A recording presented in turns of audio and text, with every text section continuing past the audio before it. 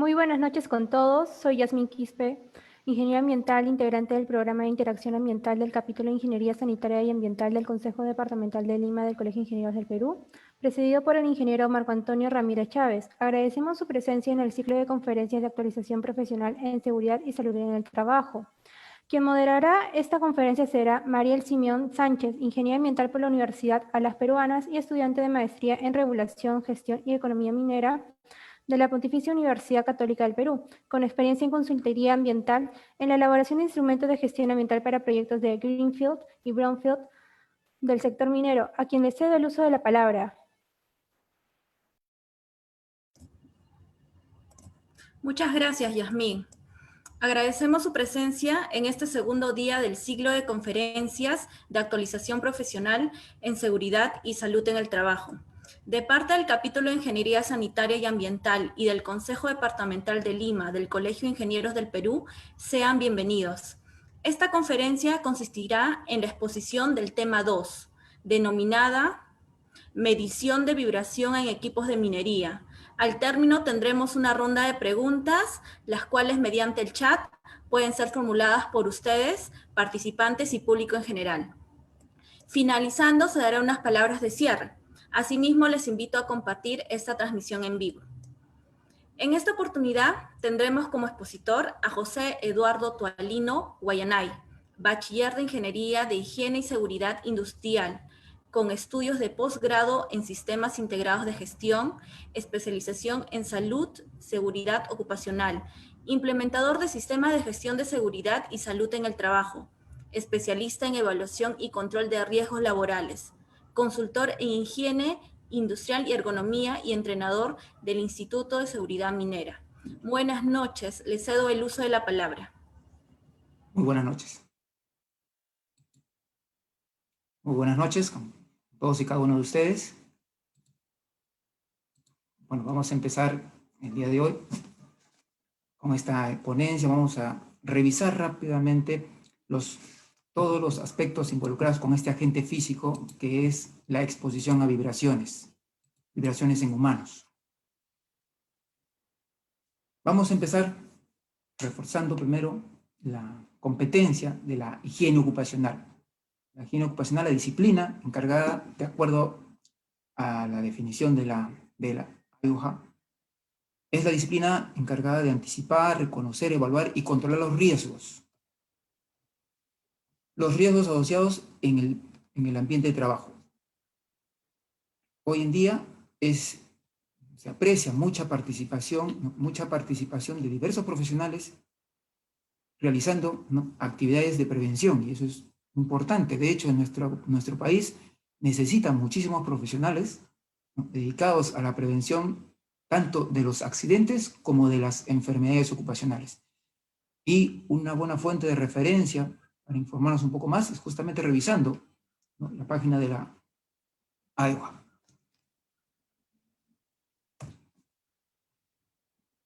Las vibraciones, en realidad, de acuerdo a este concepto del convenio 148 de la OIT, se refiere a todo movimiento transmitido al organismo del cuerpo humano por medio de estructuras sólidas. Esta exposición o esta transmisión se da normalmente durante el uso de equipos, ¿no?, equipos mecanizados, equipos eléctricos, equipos neumáticos. Presentes obviamente en las actividades mineras, obviamente también se presenta mucho en el sector construcción. Para poder evaluar, medir la vibración, debemos de considerar el término amplitud de la vibración o magnitud de la vibración. Y la unidad de medida son los metros sobre segundo al cuadrado, porque se define como una unidad de aceleración. Lo que evaluamos es el desplazamiento oscilatorio, ¿no?, de los objetos o de los cuerpos que están justamente conectados, apoyados sobre estructuras. El otro parámetro a tener en cuenta es la frecuencia. La frecuencia se refiere a la repetición, ¿no?, al número de veces que el objeto vibra por segundo. Es un parámetro importante a tener en cuenta también cuando se habla de vibraciones. Por ejemplo, en base a las vibraciones, vamos a clasificar como vibración, perdón, en base al parámetro frecuencia, vamos a clasificar las vibraciones. Vibraciones de muy baja frecuencia, de baja frecuencia y de alta frecuencia. De 1 a 20 Hz vamos a considerar vibraciones, por ejemplo, perdón, aquí está menos de 1 Hz. Las vibraciones menores a 1 Hz son todas aquellas vibraciones presentes, por ejemplo, en el transporte. Cuando ustedes se desplazan en un vehículo, cuando ustedes se desplazan en un tren, se desplazan en un avión, hay un movimiento de balanceo. Ese movimiento es justamente que se percibe, es la vibración. Si la frecuencia que estamos considerando es la que produce un tractor, una máquina, una carretilla, un equipo, por ejemplo, un tambor, ¿sí? Equipos musicales también, emiten una frecuencia menor a 20 Hz, entonces vamos a considerarlas de baja frecuencia. Y las frecuencias entre 20 y 1000 Hz son aquellas frecuencias de mucha mayor frecuencia, son aquellas, perdón, es aquella vibración que tiene mucha mayor frecuencia, y esas son generalmente las que emiten todos aquellos equipos mecanizados en las actividades de construcción, ¿no? Aquellos portátiles, por ejemplo, como las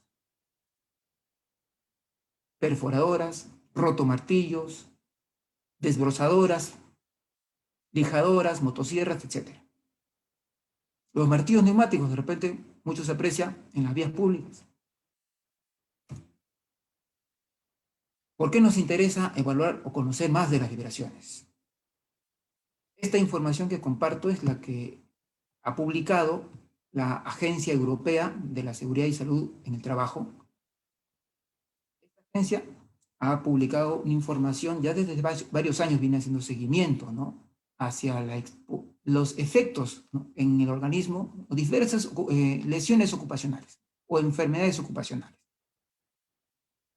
De acuerdo a la estadística que maneja esta agencia, ellos consideran que actualmente, ¿no?, uno de los problemas por salud ocupacional en los trabajadores, específicamente en la masa laboral, son las lesiones musculoesqueléticas. Las lesiones musculoesqueléticas ocupan un 60% dentro de la gran magnitud de enfermedades presentes. En un segundo lugar se encuentra un sinnúmero de otras enfermedades agrupadas, ¿no? Las han agrupado ahí, por ejemplo, dolores de cabeza, desórdenes cardiovasculares, desórdenes pulmonares, entre otros. Un 16%, importante también, un 16%, de enfermedades, se dan cuenta, más relacionadas al tema psicosocial, un 16%. O sea, pero los desórdenes musculoesqueléticos pueden tener diferentes fuentes, eso es cierto, ¿no? Los desórdenes musculoesqueléticos pueden tener origen por posturas corporales, personal administrativo, puede tener fuentes de repente también por levantamiento manual de cargas, levantamiento inadecuado de cargas. Bueno, entonces compartamos el siguiente reporte. El mismo reporte de la Agencia de Seguridad y Salud Ocupacional, de la Seguridad y Salud en el Trabajo de Europa, reporta que las lesiones justamente en espalda y en miembros superiores e inferiores están relacionadas principalmente por vibración. Ese es el reporte que nos toma una mayor atención, y de hecho a la Comunidad Europea la involucró mucho, y a partir de ahí se empezaron a hacer mucho mayores exigencias, ¿no?, al estándar del equipo, del producto, de la máquina que sale a la venta en Europa. Los equipos, las máquinas, las herramientas europeas salen bajo un estándar de control respecto al nivel de vibración que pueden emitir. De igual manera respecto a la emisión sonora. No lo acabé de compartir aquí en la diapositiva, pero sí, en el Perú el primer lugar y de lejos, el primer lugar en lesiones, perdón, en enfermedades ocupacionales en Perú está la hipoacusia laboral. El primer lugar, de lejos. Ahora, de hecho, también muchos de nosotros de repente conocemos más respecto a la hipoacusia que otras enfermedades ocupacionales. Los desórdenes musculoesqueléticos han empezado a tomar mayor auge en respecto al conocimiento y a la clínica de los mismos, o no solamente al tratamiento, sino también al diagnóstico, recién desde que, bueno, en todo caso tomó mucho auge desde el año 2008, cuando se publica la norma peruana, ¿no? La norma básica de ergonomía.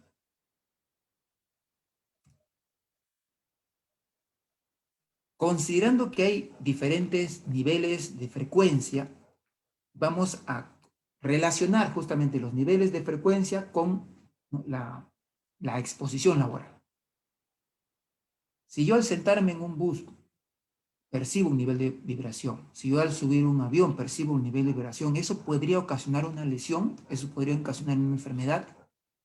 Bueno, vamos a analizar en unos momentos los factores. En principio, ¿qué parte del cuerpo se va a afectar por exposición a vibración? Denominamos, bueno, se define, ¿no? Está definido como vibración de cuerpo entero. De hecho, en nuestra legislación está tipificado un valor límite permisible por exposición a vibración de cuerpo entero. La vibración de cuerpo entero se presenta hacia el trabajador expuesto, ¿no?, a la operación de una maquinaria, de un equipo. Le llaman en minería los equipos de línea amarilla. Los volquetes, los equipos pesados, los vehículos pesados inclusive. Aquellos que se caracterizan por emitir una frecuencia entre 0,5 Hz y 80 Hz. Ese rango está tipificado en las vibraciones de cuerpo entero.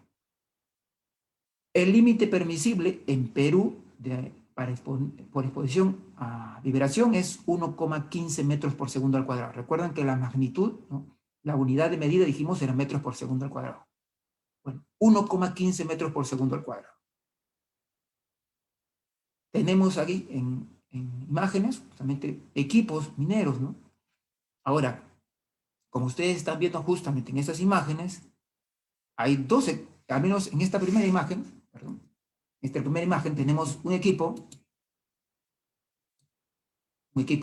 que se usa mucho en minería a tojo abierto, ¿no?, para el traslado del material. Para el traslado del material, el acarreo del material que sale del área de operaciones. Y se va desplazando hasta el estado primario. Entonces, este vehículo tiene un desplazamiento sobre una superficie. Tal vez alguien me diga, José, pero en minería es importantísimo que este desplazamiento sea lo más rápido posible. Bueno, justamente, la velocidad es un factor que va a contribuir a incrementar los niveles de vibración. Otro detalle a tener en cuenta, bueno, en minería a tojo abierto, José, acá se hace un mantenimiento importante a la superficie del terreno porque necesitamos que el vehículo vaya lo más rápido posible, justamente. Muy bien. ¿Y los vehículos que se transportan en minería subterránea? En minería subterránea, los camiones mineros, los volquetes, en todo caso, dentro de minería subterránea, desplazan, hacen un desplazamiento, también se procura que sea lo más rápido posible y se busca afirmar el terreno, ¿no? Pero de todas maneras hay desplazamientos o de zonas agrestes.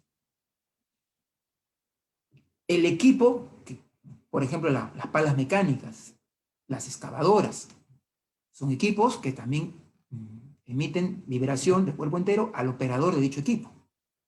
En minería subterránea, además de los volquetes, los equipos de perforación, los jumbos, los vehículos que acarrean, los dumper. Ahí estamos viendo ejemplos de la exposición a vibración de cuerpo entero. José, pero en minería, de repente en minería mecanizada, podemos hablar de camiones, de jumbos. Hay minería convencional, donde usamos un jacklet, ¿no?, una perforadora portátil. Muy bien, ese equipo emite exposición a vibración al colaborador mano-brazo. También se le llama vibración segmentaria, ¿no? O exposición segmentaria. Segmento mano-brazo. Se caracteriza porque las frecuencias van entre 8 y 1000 Hz. De hecho, inclusive la IOHA considera que la exposición a vibración ocupacional debería considerarse hasta 1500 Hz. Bueno, los equipos consideran actualmente a 1000 Hz. Por ejemplo, justamente las perforadoras. En minería, las Jackless. ¿Qué otro equipo más se utiliza en minería convencional? Motosierras. No tenemos mucha... necesitamos madera para poder apuntalar ciertas zonas de la zona de trabajo. Motosierras. En talleres de mantenimiento, porque también hay talleres de mantenimiento en minería. Las amoladoras. Mantenimiento, track shop para mantenimiento de los camiones, de los volquetes. Equipos neumáticos para retirar los pernos de los neumáticos. Hay exposición mano-brazo. Este es un dato que lo sabe seguramente correctamente un ingeniero mecánico. Entre los higienistas no lo manejan mucho, pero es necesario también conocerlo. La vibración es un parámetro importantísimo para el mantenimiento predictivo. Por lo tanto, cuando vayas a hacer tus evaluaciones, cuando consideres hacer un diagnóstico de evaluaciones de vibración en una empresa, conversa con el área de mantenimiento. ¿Cuáles son los programas de mantenimiento predictivo que tienen? ¿Qué periodo están considerando como alerta, ¿no? En las evaluaciones de vibración? Dentro del punto de vista del mantenimiento predictivo, la emisión de vibraciones de un equipo ya es una alerta. Ya es una alerta temprana que el equipo requiere una intervención. Dicen que las elevaciones o el incremento de vibración de un equipo se puede identificar hasta 3 meses antes del daño, ¿no? del daño que pueda sufrir un equipo. De ahí la importancia del personal de mantenimiento de ejecutar evaluaciones de vibración. Entonces, ¿por qué no aprovechan y hacer evaluaciones de vibración al personal operativo? Porque no es el mismo equipo. No es el mismo equipo. Las mediciones, los equipos para medir vibraciones en el área de mantenimiento no son los mismos equipos. De hecho, necesitan usarse equipos especiales para medir la exposición a vibración en humanos. No son los mismos que los que se usan para medir vibración de equipos. Tómenlo en cuenta. Miren, el parámetro de vibración es el primero, luego viene el ruido, luego viene el incremento de temperatura, las emisiones de humo y ya, falla en el equipo. 3 meses, 2 semanas, los niveles de ruido importantes ya involucran que está muy próximo al equipo a detenerse, a detener su operatividad. Pero las vibraciones es 3 meses antes. ¿Eso qué quiere decir también? ¿Cómo lo podemos interpretar? Que si el área de mantenimiento predictivo te está diciendo que el equipo ya está emitiendo niveles de vibración por encima de lo normal, ¿eso también podría afectar al trabajador? Obviamente, obviamente. Te están mandando el mensaje directo. Manuales de mantenimiento predictivo, revisemos. Ahí van a encontrar esto. Obviamente, de acuerdo a cada equipo, podemos afinar esos márgenes, ¿no? esos valores de antelación al problema.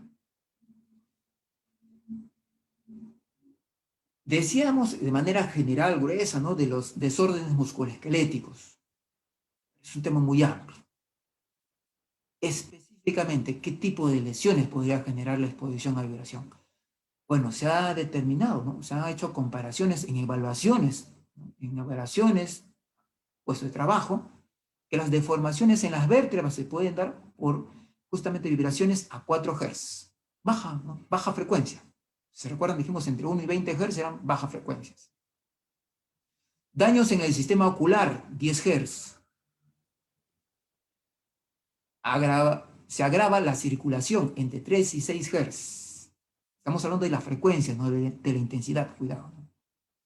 Trastornos gástricos, 4.5 Hz. A ver, si se recuerdan, no sé cuántos de ustedes han subido a una montaña rusa. O sea, hay unos juegos que le llaman el pollo a la brasa. ¿No? Bueno, alguna vez subí, le llamaban el pollo a la brasa. ¿Por qué se llama pollo a la brasa? Súbete para que sepas lo que siente un pollo a la brasa, ¿no? Literalmente dar vueltas ahí, solamente es darte vueltas, de manera vertical, ¿no? Entonces, hagamos la prueba, ¿no? A ver que vaya a 4.5 Hz de frecuencia, vamos a ver qué consecuencias hay. Vas a sentir las consecuencias, justamente trastornos gástricos. Frecuencias inferiores, entre 0,5 y 1 Hz. Menos de 1 Hz, dijimos que eran muy bajas frecuencias, ¿no? Mareos, náuseas, de repente las incomodidades que sufre un niño la primera vez que sube un vehículo. Hay niños, me ha tocado la oportunidad de estar en un colegio estatal, pues estudiamos un paseo, tuvimos un paseo, me acuerdo, en tercero o cuarto grado, que recién tuvimos un paseo.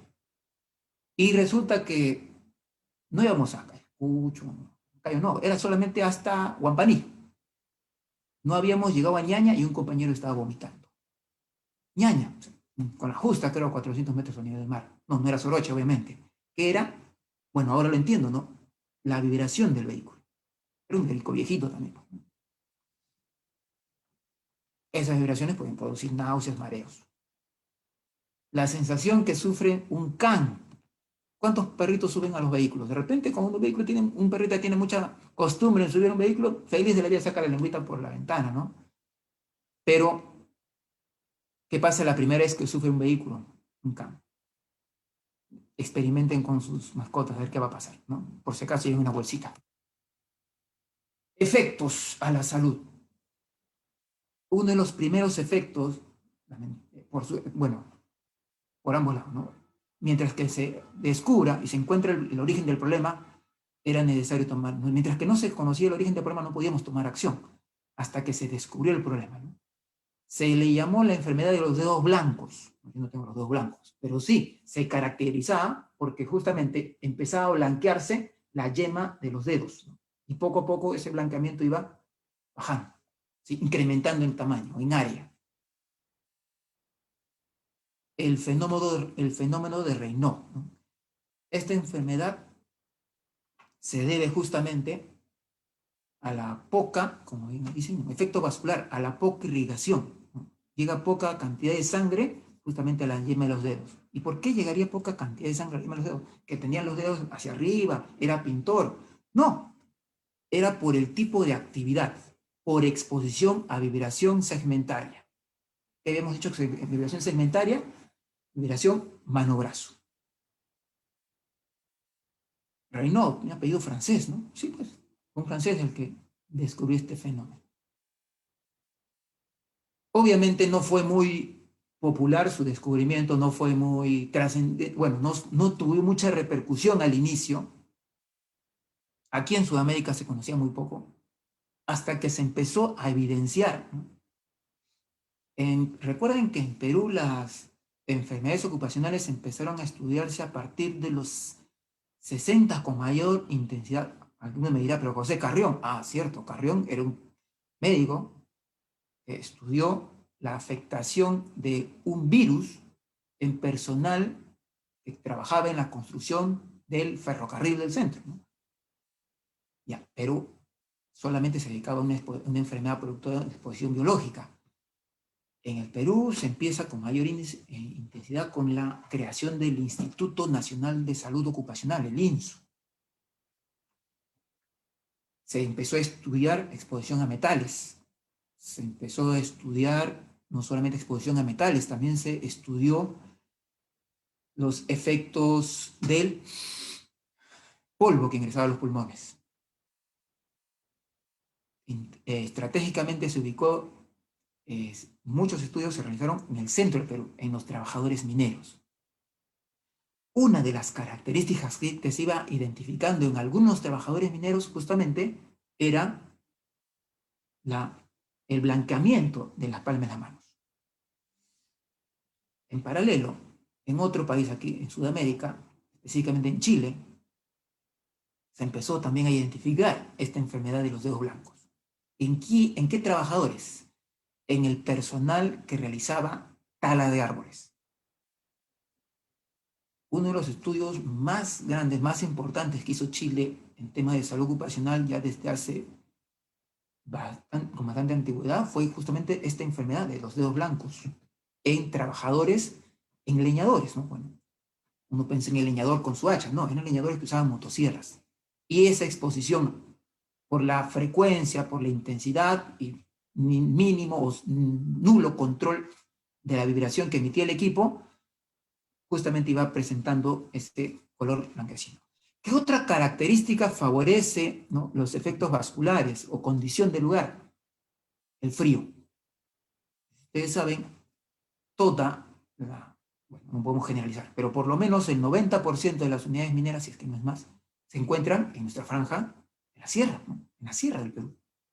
Temperatura, entonces va a favorecer justamente una dificultad vascular. Entonces, hay condiciones más favorables, o lamentablemente, para el fenómeno Raynaud. Efectos musculares o musculoesqueléticos, las tendinitis, producto de la exposición a vibración, también se aprecia, ¿no? Molestias musculoesqueléticas, dolor, incomodidad. Bueno, al principio es incomodidad, después viene el dolor. Lamentablemente, hay muchas enfermedades que tienen sintomatología muy similar. Es como lo que puede estar pasando hoy en día. Oye, me duele la garganta. ¿Me duele la garganta? ¿Estás con fiebre? Ah, seguramente tienes COVID. Podría ser gripe. Entonces, hay enfermedades que tienen síntomas similares. Bueno, algo parecido pasa con este tema, las tendinitis. Puedes tener tendinitis por un esfuerzo importante, de repente estás practicando tenis, de repente cuando estás haciendo esfuerzos al tirar o al jalar algo, o estás expuesto a vibración segmentaria. ¿Qué equipo, qué máquina, qué herramienta estás usando? ¿Es eléctrica, es neumática? ¿Qué efectos en las articulaciones? Y esto no es tan antiguo, pero es importante aclarar que la exposición a vibración más bien genera descalcificación. Y no se había hablado mucho de esto, más se conocía sobre los dedos blancos y sobre las tendinitis, pero hoy se habla justamente de la descalcificación, y estamos hablando, ¿por qué? Porque esto justamente favorece la deformación. En algunos casos, exposición a vibración genera túnel carpiano. Claro, seguramente me dice, pero José, el túnel carpiano tiene que ver con la flexión o posición, ¿no?, de la muñeca. También porque ustedes saben perfectamente que las empuñaduras de algunas máquinas, obviamente considerando además la estatura del personal, favorece a que el personal tenga que empuñarlas haciendo una flexión en la muñeca. Esa flexión contribuye más a las tendinitis o al síndrome del túnel carpiano. Son efectos de la exposición a vibraciones. 4 factores que tenemos que tener en cuenta que contribuyen a este riesgo. Si estamos hablando de exposición de cuerpo entero, vibración de cuerpo entero, estamos hablando de una máquina, de un equipo de línea amarilla, de un camión, de un volquete. Si estamos hablando de exposición a vibración segmentaria o mano-brazo, nos estamos refiriendo a amoladoras, equipos portátiles. El tiempo, bueno, vamos a revisar entonces el primer factor, vehículos. Muy bien, si son vehículos, tenemos que tener en cuenta, ya lo había dicho hace un momento, ¿no?, la velocidad. Bueno, al margen de la velocidad, además de considerar la velocidad, los mantenimientos había mencionado. El tema del mantenimiento. Toda empresa responsable asegura los mantenimientos preventivos, ¿no?, de acuerdo al cronograma establecido. Los mantenimientos preventivos justamente son una forma de alertar, ¿no? Son una forma de tomar acciones preventivas.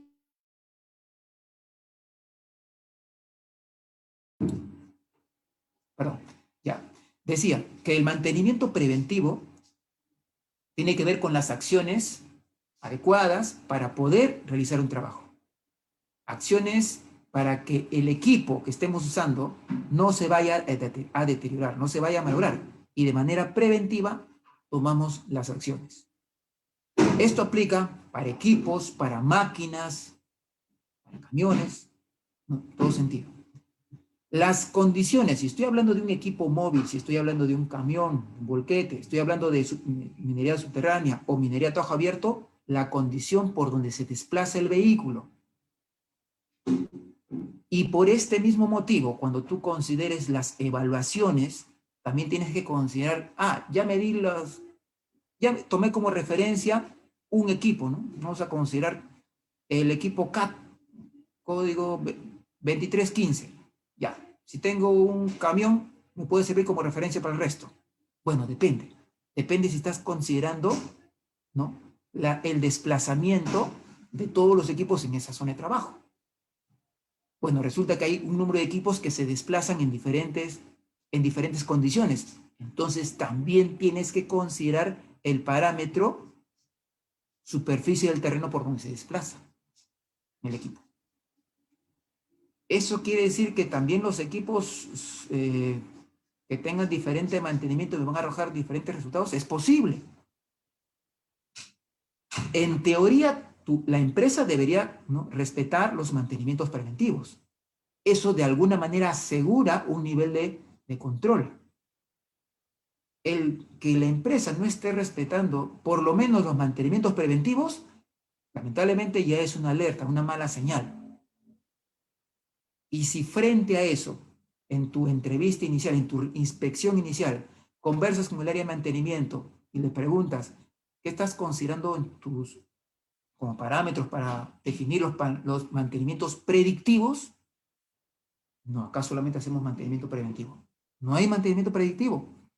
Entonces, ni siquiera tienes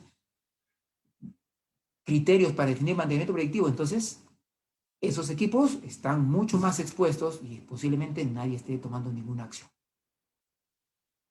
Las posturas. Hablamos que el origen de los desórdenes musculoesqueléticos pueden ser diversos. Decíamos que no solamente podemos referirlo a la condición, ¿no?, de vibración del equipo. De hecho, la postura es otro parámetro. ¿Y qué pasa si hago un merge, ¿no? ¿Qué hago si yo, además de altos niveles de vibración, también estoy considerando descuido respecto a la postura que adoptan los conductores? Muchas veces identificamos en las áreas de trabajo que el conductor no sabe cómo regular su asiento. No le dijeron, no sabía que se podía regular el asiento. ¿Eso está bien o está mal? Es un descuido.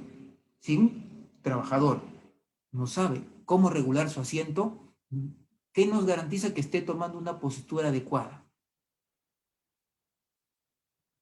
También, lamentablemente, encontramos puestos de trabajo que el colaborador conoce que el asiento se puede regular, pero este que está usando no se puede regular. No sé qué le ha pasado al asiento, no se puede regular. Y lo reportantes, sí, hace tiempo le he dicho. Hace 2 meses, 3 meses. Posturas inadecuadas forzadas por la condición del mobiliario. Podríamos decir que en algunos casos es culpa del trabajador, pero en algunos casos son trabajadores que consideran, voy a tomar mucho tiempo regular mi asiento, me quedo como estoy, ¿no? Y después están haciendo los esfuerzos por lograr el cuellito para cuando, ¿no?, porque no ha regulado la ubicación de los espejos, no ha ubicado correctamente el asiento para poder alcanzar el freno, los pedales, ¿no?, a pesar que está considerado como parte del procedimiento. Volvemos a reiterar el tema de la velocidad. Todo aquel que trabaja en minería sabe que el tiempo es oro. Bueno, si trabajo en cobre, el tiempo es cobre. Bueno, no es necesariamente así, sino que necesitan, ¿no?, y de hecho hay incentivos importantes por cumplir las cuotas de producción. Ya muchas unidades mineras han tomado como referencia el considerar adicionalmente el factor seguridad. Muy bien, vamos a dar el bono de productividad porque se cumplió la cuota de productividad, pero no se cumplió la cuota de seguridad. Entonces, se mocha y se resta ese bono de productividad. Muchas unidades mineras ya están adoptando esa política. ¿Es necesario? En todo caso, donde le he visto que la han implementado, han habido buenos resultados. De hecho, los mismos trabajadores me comentaban, José, aquí antes todo el mundo se preocupaba solamente por la productividad. ¿Quién se va a querer quedar sin bono, José? Entonces, es necesario gestión, bonos de productividad alineados, cerrados, condicionados a bonos de seguridad. Que no sirve que estemos produciendo más y siguen incrementándose también el número de accidentados. De hecho, lo saben mejor las grandes empresas que van a tener dificultades para colocar justamente sus productos. Si les estoy comentando que los europeos están exigiendo a los fabricantes de equipos que sus equipos no emitan altos niveles de vibración, que no emitan incremento de ruido, ¿cómo van a estar comprándole a empresas que sí tienen un importante número de accidentados o que ya empiezan a reportar enfermos ocupacionales? Ojo, en el Perú todavía estamos en ese tema, todavía neófitos, ¿no? Estamos todavía muchos enfermedades profesionales. No, eso no hay. Perú tiene su legislación, su ley de seguridad y salud en el trabajo desde el año 2011. O sea, pero el reglamento minero es más antiguo, es correcto, ¿no? Desde el 92 hay un reglamento de seguridad en minería. El 2001 salió mucho mejor, se mejoró de manera importante. El 2010, el 2016, el vigente, ¿no? Bueno, y las modificatorias del 2017, pero tenemos una ley recién desde el año 2011. Bueno, ya no es tan recién, ¿no? Ya está por cumplir 10 años. Lo que quiero decir es que, ¿qué pasa en las otras experiencias, en otros países? Colombia, su ley de seguridad tiene 35 años. Chile tiene más de 60 años.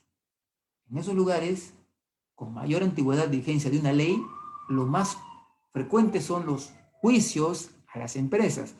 Tal vez hoy hay juicios laborales, ¿no? Hay tribunales laborales que se encargan de repente, atender reclamos porque lo despidieron, porque se accidentó, porque murió. ¿Cuántos casos hay de porque alguien se quedó sordo, le está reclamando, está hablando un proceso judicial? Porque alguien está con cáncer del pulmón, porque creo que hubo un caso, ¿no?, mediático importante a una empresa minera hace unos años, 2013, si no me equivoco. Fue muy fue mediático, ¿no? Salió en televisión. Una demanda de un trabajador que aducía que el cáncer que estaba sufriendo el producto de la exposición laboral. No hay muchos casos de estos, pero conforme sigan incrementándose los años, conforme desde el año 2011 ya empiece a haber, porque las enfermedades ocupacionales, enfermedades profesionales se manifiestan 10 años, ¿no? A partir de 10 años. O sea, en unos cuantos años más van a empezar los juicios, las demandas, porque ya tienes una ley de respaldo. Entonces, empecemos de una vez a blindar jurídicamente a nuestras empresas. Es el término que usan mucho los colombianos, ¿no? Blindaje jurídico. No creo que está mal. Si tú te aseguras que tu empresa está respaldada en base a tus informes, a las evaluaciones que estás haciendo, pues estás aportando, ¿no?, en el blindaje jurídico. Y si la empresa está descuidando las evaluaciones, no tomando en cuenta las recomendaciones que ponen los controles, ¿no? Y sí, es cierto, hay que tener mucho cuidado en lo que permitamos o dejamos que nos coloquen en los controles, ¿no? Control ocupacional, implementación de sistema de control extractivo general, implementación, cambio de la flota de bloquetes de la empresa. ¿Alguien va a poder cumplir eso? Es mucha atención, ¿no? ¿A qué cosas nos están colocando los informes? Porque si eso quedó en el informe, pasó un registro. Y si eso quedó como registro, cuando sea auditado o cuando sea llevado a juicio, lo van a requerir. Amigos colombianos, ¿no?, higienistas colombianos me comentan, José, yo tengo que me llaman al tribunal, tengo que ir a dar sustentar por qué puse en eso el informe. ¿Creen que ustedes no van a ir en un juicio en algún momento? Van a tener que preparar para eso. Entonces, preparémonos por lo menos documentariamente, ¿no? Empecemos con lo básico. Con el tema de los vehículos, ¿no? Como factores de riesgo, o vehículos y equipos y maquinarias. 2. El tiempo de exposición. Estamos saliendo, ¿no? Al menos un importante número de regiones del país, recién vamos a salir de la cuarentena forzada nuevamente, 30 días de cuarentena. Lima, provincia, Apurímac y importante número de provincias, ¿no? Con cuarentena. Bueno, ¿qué ha pasado? En algunas unidades mineras, debido a esto, lo que han hecho es alargar el tiempo que el personal permanezca en mina. Ya, de hecho, antes, ¿no? Desde que empecé a trabajar en estos temas, habían regímenes de 21, 28 por 14, ¿no? La pregunta es, ¿el tiempo de exposición puede afectar más al personal? Sí, el tiempo de exposición es un factor importante. Y ustedes saben mejor que yo que en el Perú la jornada típica no es de 8 horas, ¿no? La jornada típica es de 11. Inclusive en algunos lugares, pues 10, 11 y hasta 12. ¿A qué se refiere con la fatiga muscular? Cuando una persona, un trabajador, llega al puesto de trabajo, usa una herramienta portátil, una herramienta, coge con firmeza los primeros minutos. Conforme avance la jornada de trabajo, la firmeza que tenía al inicio va a menguar. Al haber disminución en la firmeza muscular para sujetar la herramienta, hay una mayor exposición a vibración. Por lo tanto, el tiempo de exposición en la jornada de trabajo, considerando la repetitividad del trabajo o el número de horas que esté usando, va a afectar proporcionalmente al incremento de la exposición. ¿Y a qué se refiere con la fatiga nerviosa? Un trabajador que tenga más tiempo en el día expuesto a vibración, va a sufrir una fatiga en su sistema nervioso. Al estar más fatigado el sistema nervioso, está más propenso, más expuesto que el trabajador que está recién cogiendo el equipo. Entonces, directamente eso afecta como a los trastornos musculoesqueléticos, tendinitis, y si es un equipo, un vehículo, ¿no? El tema de las lesiones de la espalda. Ahora, en el tema de lesiones en la zona lumbar, ¿no? Las llamadas lumbalgias, nuevamente, ¿no? Lumbalgia específicamente, así, generalmente, en general, mejor dicho, en general, el término lumbalgia, ustedes saben mejor que yo que no es una enfermedad profesional. Lumbalgia no es enfermedad profesional. Lumbalgia es un síntoma que puede llevar o desencadenar una hernia de núcleo pulposo. Y sí, en Perú se considera la hernia de núcleo pulposo como una enfermedad profesional. Y la legislación, ¿no? Específicamente el listado de enfermedades profesionales, lo relaciona directamente con los conductores de equipos, de volquetes, de equipos pesados. Así de específica es la legislación. Y las alteraciones vasculares se refiere con lo que les decía hace un momento, ¿no? A la exposición mano-brazo.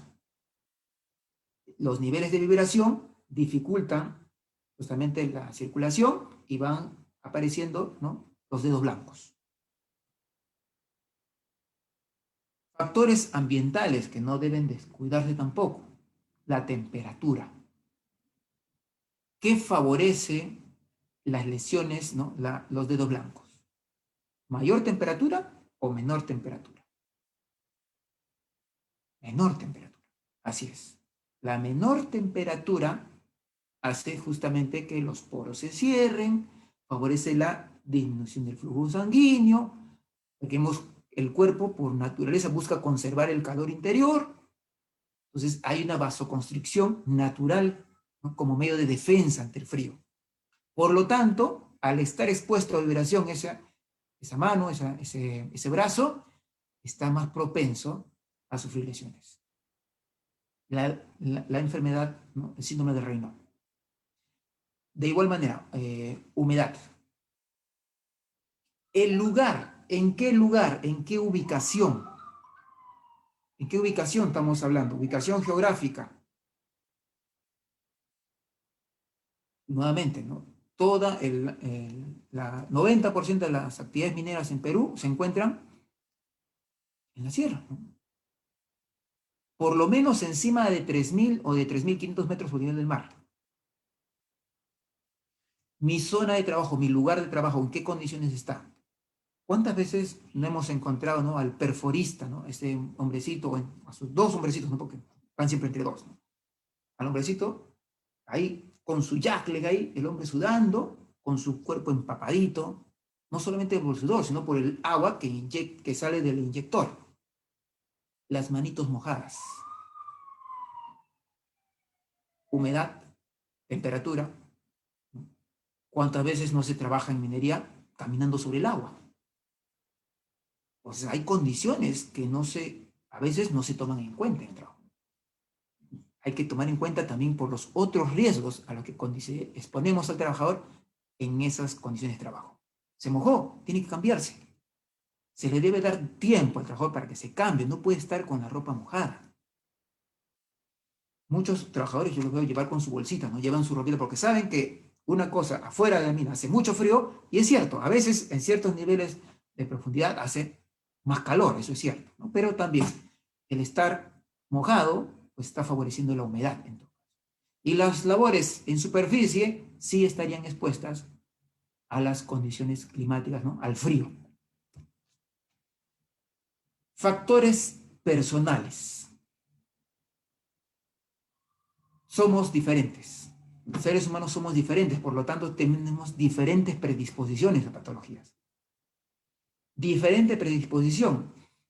Si tengo un familiar que ya viene sufriendo, ¿no?, mis ancestros, ¿no?, mi padre, mi abuelo han sufrido con dificultades cardíacas o dificultades en problemas de circulación, pues seguramente yo también voy a heredar esa predisposición genética. Si mis familiares, ¿no?, normalmente mis ancestros han tenido problemas musculoesqueléticos, no por la exposición, sino de repente no ejecutaban labores de esfuerzo físico, pero tenían justamente una predisposición genética para lesionarse, para no necesitar, por labores o por posturas, tal vez yo pueda haber nacido con esa predisposición también para ese tipo de lesiones. También tendríamos que revisar ese parámetro. Y si la persona ya vino con una enfermedad preexistente, si la persona ya vino de otra actividad laboral, obviamente todos sabemos que hoy en día son obligatorias las evaluaciones preocupacionales. La idea es, ¿qué pasa si también se está correlacionando esa información del examen médico, o el médico, como tiene todos los días, de repente tiene parada de planta, tiene 500 exámenes médicos que tiene que aprobar al día siguiente? Bueno, se va a apoyar con el médico de guardia, serán 250. ¿Con qué nivel de minuciosidad va a revisar 100, digamos 100 exámenes médicos? ¿No? Entonces, también hay un tema a revisar, ¿no?, a tener mucha acuciosidad respecto a enfermedades ya preexistentes que traiga el personal, de repente que no lo descalifica para el trabajo, no lo declara inapto, pero sí debe de ser considerado como un factor de repente para el tipo de actividad que vaya a realizar, considerando su exposición a vibración, por ejemplo. Menciono a propósito la situación de embarazo porque ustedes saben mejor que yo, hoy en día el personal femenino ha incursionado, y con éxito, como personal de operación de equipos pesados. Un importante número, ¿no?, y año a año viene incrementándose el porcentaje de personal femenino. No lo quiero decir, pero las comparaciones son odiosas, ¿no? Son más responsables, dicen las empresas. De los 100 trabajadores varones, 1 o 2 el lunes o el primer día de trabajo viene chato. ¿Sí? ¿Entendemos el tema chato? Las mujeres no. Están prefiriendo personal femenino. ¿Cuál es el inconveniente? En todo caso, o la alerta la situación de embarazo. Entonces hay que tener mucha atención a ese detalle. Las damas, y de hecho tienen el derecho de trabajar, ¿no? Y no perder el puesto de trabajo por una condición de embarazo. Pero el estándar, de hecho, la legislación en minería dice claramente que las damas embarazadas tienen que ser retiradas del puesto de trabajo a una posición de menos riesgo, ¿no? A un puesto de trabajo de menor riesgo. Entonces, eso también es un factor personal. Muy bien, ya vámonos a ver un poquito ya del cálculo. Y comparto a propósito este gráfico. Ahí he puesto la fuente. Sí, este grafiquito corresponde a la ISO 26311. O sea, ¿vamos a aplicar la ISO para los cálculos? En realidad no. Vamos a aplicar estrictamente lo que dice nuestra legislación. Lo que quería comparar con ustedes es que hay en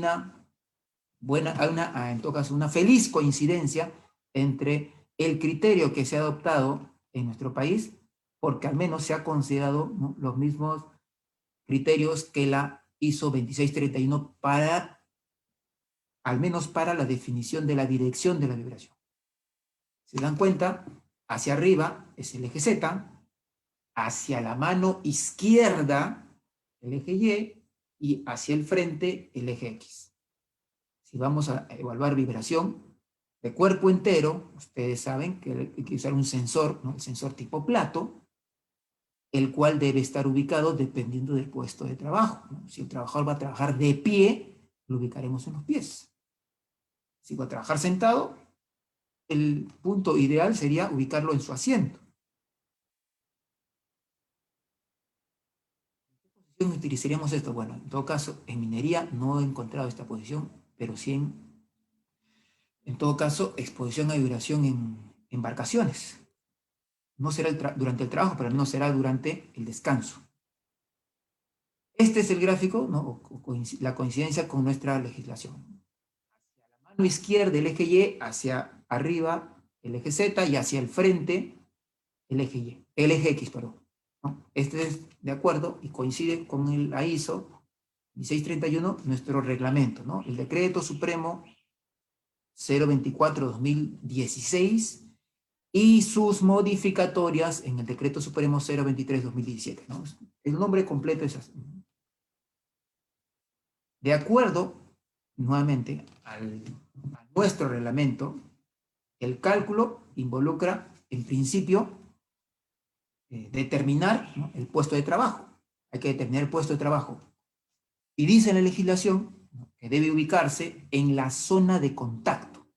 Eso es importante y eso también es otra feliz coincidencia con la legislación, con los estándares, los estándares ISO de la zona de contacto. Entonces, de acuerdo a la legislación, hay que calcular justamente la aceleración. Tenemos nosotros un valor, un dato que nos da el equipo que mide la vibración. El equipo con que medimos vibración nos da un valor que le vamos a llamar los valores de aceleración y nosotros vamos a calcular la aceleración ponderada. Dividimos el tiempo de exposición total durante la jornada de trabajo entre 8, asumiendo que estamos considerando como valor de referencia 8 horas, multiplico en el eje X, en el eje Y por 1,4 y en el eje Z solamente por 1. En cada eje voy a registrar el valor que me da el equipo como aceleración para el eje X, para el eje Y y para el eje Z. Una vez obtenido esos 3 valores, porque son 3 valores que estamos obteniendo, hago una comparación y ubico el mayor valor. Nada más. Eso es lo que tenemos que hacer. De hecho, en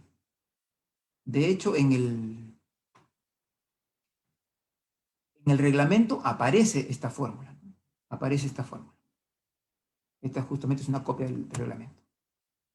Lo que dice textualmente es comparar ¿no? Y tomar el valor diario de exposición y tomar el máximo valor. El máximo valor debe ser comparado con el límite permisible, que dijimos que era 1,15.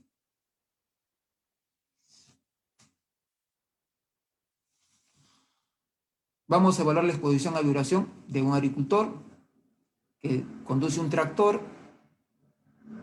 por 5 horas. Disculpen, acá sí hay un error, creo. Sí, acá son otros valores. Sí, son otros valores. Bueno, entonces vamos a tomar acá el ejemplo. Un equipo, un agricultor que se expone a vibración, me ha arrojado en el eje X 0,5, en el eje Y me ha arrojado 0,3 y en el eje Z me ha arrojado 0,4. Lo que hago es multiplicar por el tiempo de exposición del trabajador, divido entre 8 y obtengo la raíz. Esta raíz multiplico por el valor que me obtuve por la medición del equipo, la medición directa, y por 1,4 que es el factor para el eje X. 0,56 me sale en el eje X, 0,23 en el eje Y y 0,71 en el eje Z. Estamos hablando de metros por segundo al cuadrado. Comparo con el límite permisible y ninguno supera los 1,15 metros por segundo al cuadrado. Pregunta, ¿con eso es suficiente? De acuerdo a nuestro reglamento, no estaríamos superando el límite permisible en ninguno de los tres casos. Sin embargo, en el eje X y en el eje Z estamos superando el nivel de acción. ¿Qué es el nivel de acción? 0,5 metros por segundo al cuadrado. Ese nivel de aceleración es considerado el nivel de acción.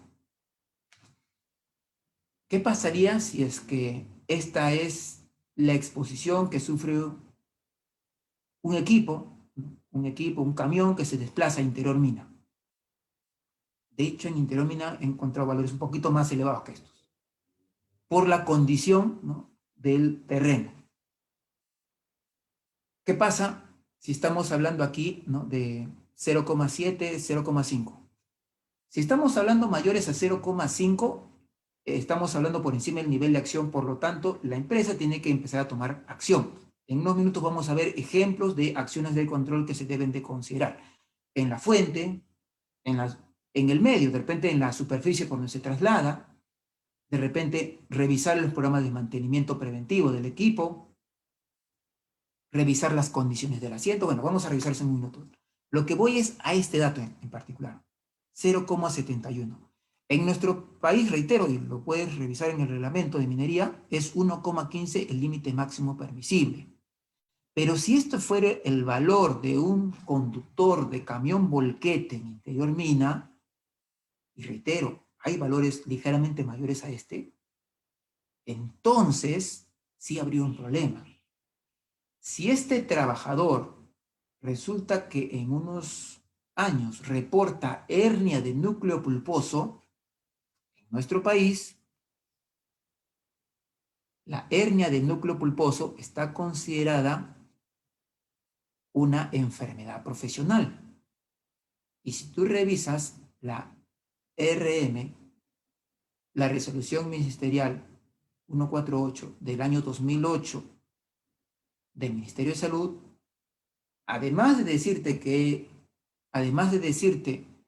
es una enfermedad profesional, te dice que los valores a partir del valor de 0,7 metros por segundo al cuadrado es considerado, ¿no?, como valor de criterio.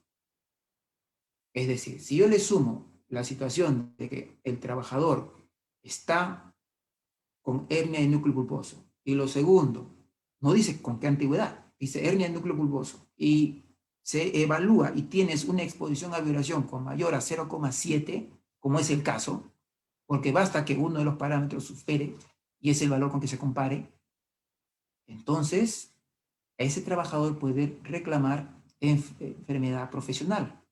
Y por lo tanto, ya tienes una vulnerabilidad en tu sistema de gestión. Tienes una vulneración y estás expuesto a demanda. Solamente revisando legislación. Obviamente tendremos que demostrar, ¿no? Y asegurar que esto no vuelva a suceder. Por lo tanto, mucha atención a los valores por encima de 0,7. Es lo que trato de decir. José, pero el límite es 1,15. Es cierto. Pero en el Perú existe este reglamento, este listado de enfermedades profesionales asociado el puesto de trabajo con el nivel de exposición. Para vibraciones mano-brazo.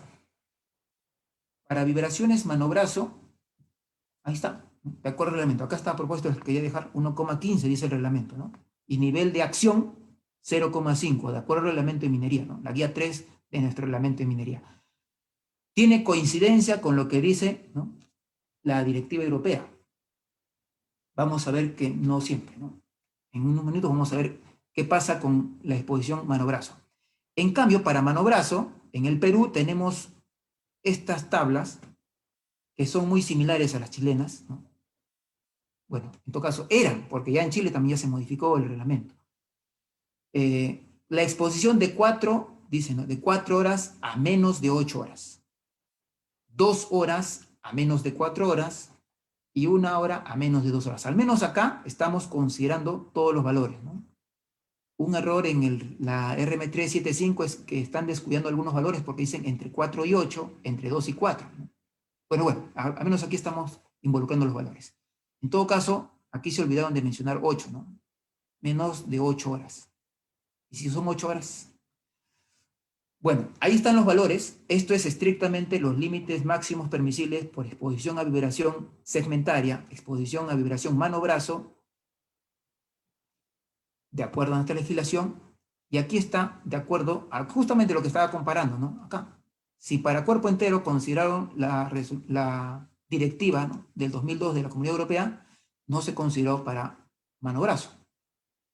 En Europa se considera nivel de acción 2.5 y límite máximo permisible 5 metros por segundo al cuadrado. No hacen diferencia por el tiempo de exposición. En todo caso, en nuestro país, el límite permisible va a depender de cuánto es el tiempo de exposición que tiene el trabajador, ¿no? Va a ser relativo, en todo caso, o proporcional al tiempo. Proporcional no va a ser de acuerdo a lo que indica esta tabla. Criterios a tener en cuenta. Dice, realizar la medición a lo largo de una jornada de trabajo o por un periodo de uso. Es decir, para medir exposición a vibración en Perú, puedes usar toda la jornada de trabajo, que es lo que hacen algunos. No está mal, lo considera válido la legislación, o por un periodo de uso.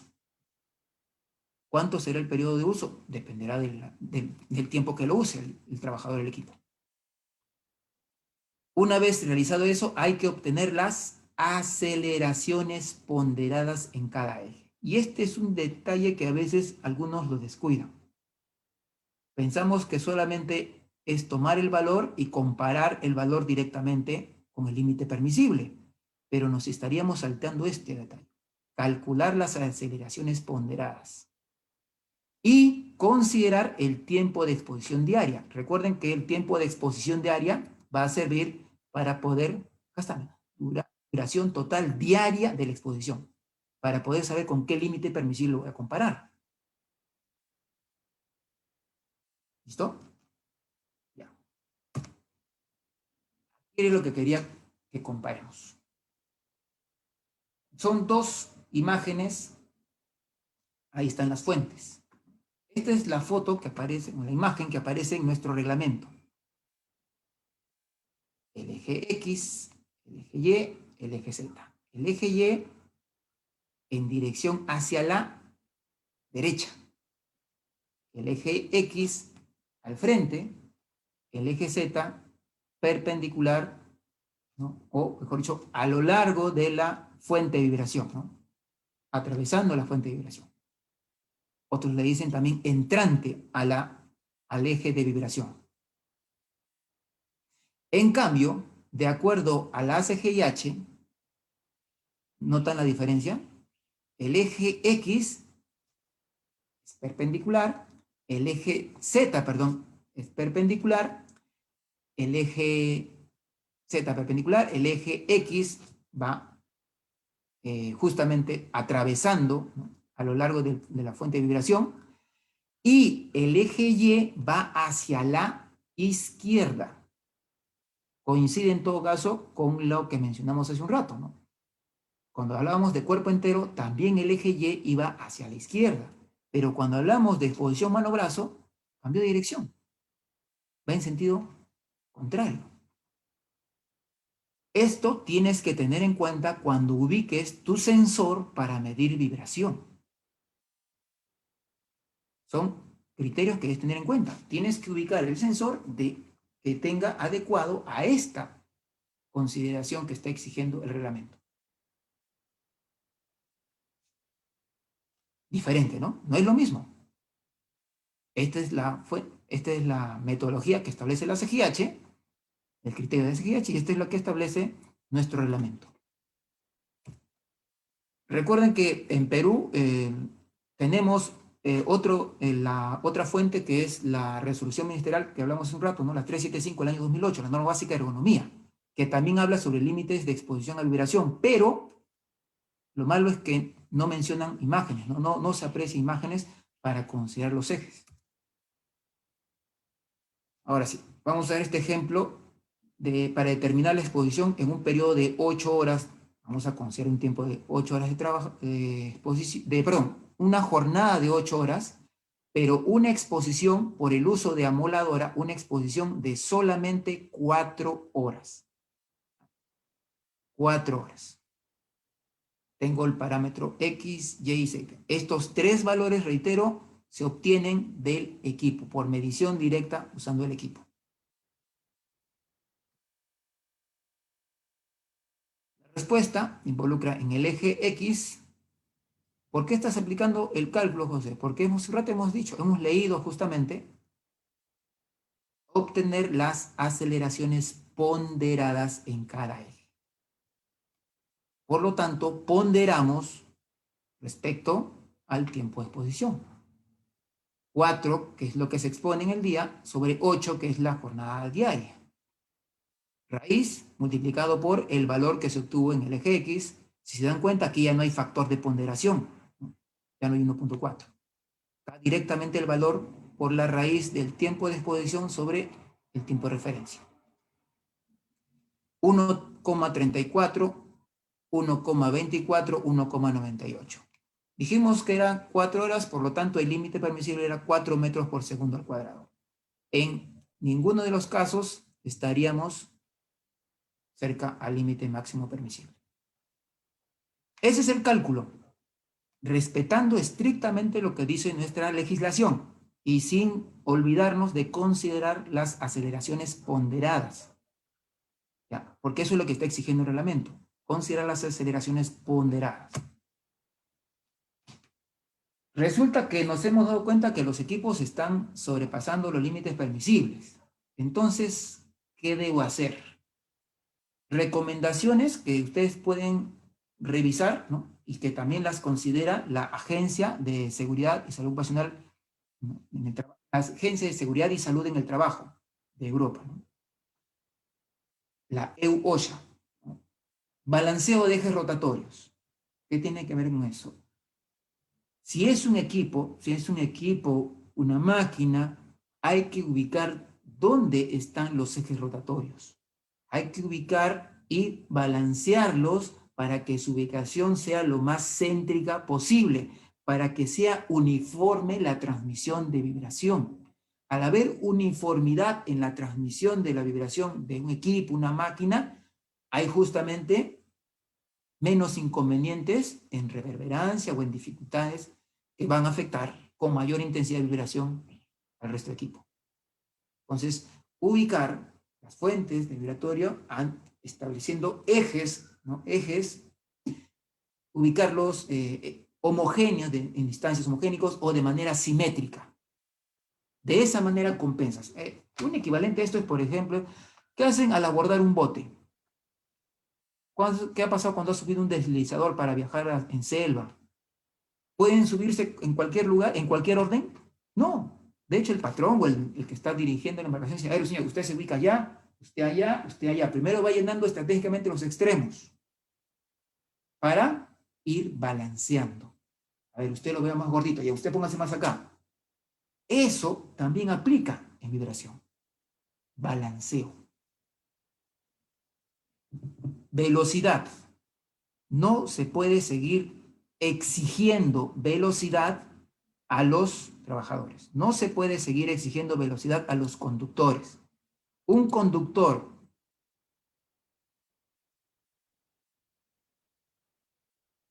gracias, sí, va a haber un tiempo de respuestas. Gracias por apoyarme con mostrarme aquí las preguntas. Sí, vamos a tener en cuenta esas respuestas. Preventivo es aquel programa, el mantenimiento preventivo es aquel programa que se elabora, ¿no?, con antelación para considerar un cronograma a lo largo del año, ¿no?, de acuerdo a las recomendaciones del fabricante, ¿no? De acuerdo a las consideraciones del fabricante hay que establecer un mantenimiento preventivo. Por ejemplo, vehículos. Vehículos dicen primer mantenimiento preventivo a los 1000 kilómetros. Después, a partir de ahí, el segundo mantenimiento cuando cumpla 5000 kilómetros. Y a partir de ahí, cada 5000 kilómetros tienes que aplicar mantenimiento preventivo. No, hay un cronograma, se establece un cronograma. En este caso, el factor a considerar es el kilometraje, los kilómetros recorridos. Preventivo. Predictivo es establecer criterios que me podrían dar una alerta y que en base a ese criterio establecido yo tengo que intervenir el equipo, a pesar que todavía no está su fecha de mantenimiento preventivo. Y eso es lo que consideramos hace un rato, ¿no? Si yo soy un mecánico y le hago medición de vibración en mis equipos con alguna frecuencia y me estoy dando cuenta que la vibración se viene incrementando, eso me obligaría a considerar que ese equipo tiene que pasar mantenimiento o revisión. Porque estoy prediciendo algo. De repente, no hay nada, pero lo más probable es que sí haya algo, porque el fabricante dice, ojo, si los niveles de vibración se incrementen tanto, se están incrementando, eso no está funcionando normalmente. Uno, considerar la vibración, otro puede ser considerar el ruido. Lo que hace cualquier mecánico de taller, de su carrito, a ver, arráncalo. Ahí ya, sí, estoy escuchando algo, ya, ese sonido es de tal parte. Él no hace mantenimiento predictivo, ¿no? Pero sí predice qué parte o qué pieza del vehículo podría estar mal asegurada o que esté funcionando mal por el sonido. Bueno, en mecánica eso es válido. Los niveles de ruido y los niveles de vibración se usan como parámetros para mantenimiento predictivo. Todo taller, toda gerencia de mantenimiento tiene que tener establecidos esos parámetros. Uno, la pregunta es si es que los tiene establecidos, y dos, si es que los está considerando o si los está cumpliendo. Máquinas y equipos que posean tecnología. Estábamos, revisando las velocidades. ¿Qué hacemos con la velocidad?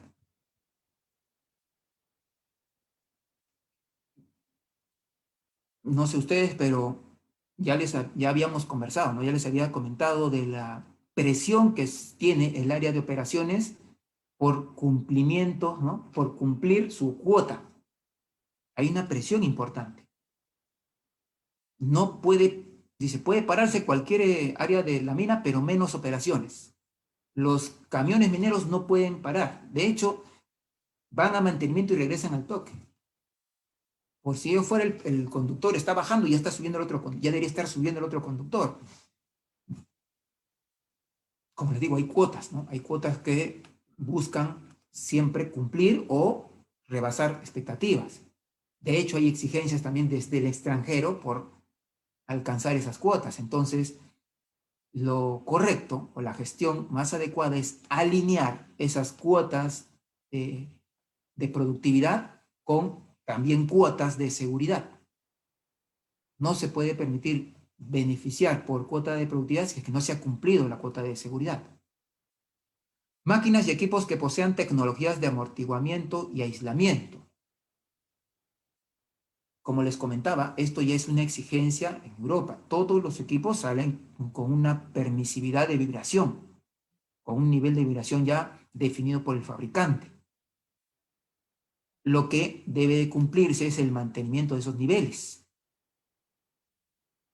Entonces, lo más sensato es justamente hacerle seguimiento a la vibración mecánica que tenga el equipo. Y eso lo hacen el personal que hace en los talleres. En los talleres tienen equipos para medir vibración. No vibración en humanos, pero son más económicos los equipos para medir vibración en máquinas. Y si tenemos inconvenientes en ese tema, pues vamos a ver ahorita algunos ajustes más que podrían servir de apoyo. Aislamiento de vibración en equipos anclados directamente al suelo a losas. Colocar un equipo directamente, ¿no? Dejar un motor encima de una superficie es un grave error. La ubicación de máquinas, más aún de máquinas vibratorias, es instalarle su propia zapata, por decir entre comillas, ¿no? Su propio cimiento, su propia base. Y esta base tiene que estar aislada, si fuese posible, con tecnopor o con elementos antivibratorios, para que favorezca justamente que su instalación no repercuta en el resto de la instalación. Tecnopor o, que más se usa, asfalto, ¿no? Como elemento amortiguador de vibración. De esa manera se crean islas específicas para equipos, para máquinas que se van a instalar en una zona y evitar o disminuir, de manera importante, la vibración hacia el resto de instalación, hacia el resto de la instalación o al resto de equipos. Es otra forma también de control del ruido. Mantenimiento adecuado de los sistemas de amortiguación. Los sistemas de amortiguación tienen que estar incluidos en el programa de mantenimiento. Los sistemas de amortiguación tienen que estar incluidos. No está bien, ¿no? Entonces, ¿qué hacemos? Revisemos. Como encargado de seguridad, pide cuál es la lista de mantenimiento, cuál es el programa de mantenimiento y si se está cumpliendo o no, o con qué frecuencia tienen considerado el mantenimiento del sistema de amortiguación. Y te pasará con una sorpresa que muchas veces hay ciertos ítems, ¿no?, del programa de mantenimiento que, lo hacemos el próximo mes, mejor lo pasamos al próximo, ¿no? Y se van bypaseando, ya sea porque no hay repuestos, porque no llegan los repuestos, porque no hay disponibilidad para poder ejecutar dicho mantenimiento, etc. Entonces, seguimiento también al cumplimiento de los programas de mantenimiento, específicamente los del sistema de amortiguación. Revisar, ¿no?, con qué equipos se están reemplazando, si tienen mejor tecnología, ¿no?, o no.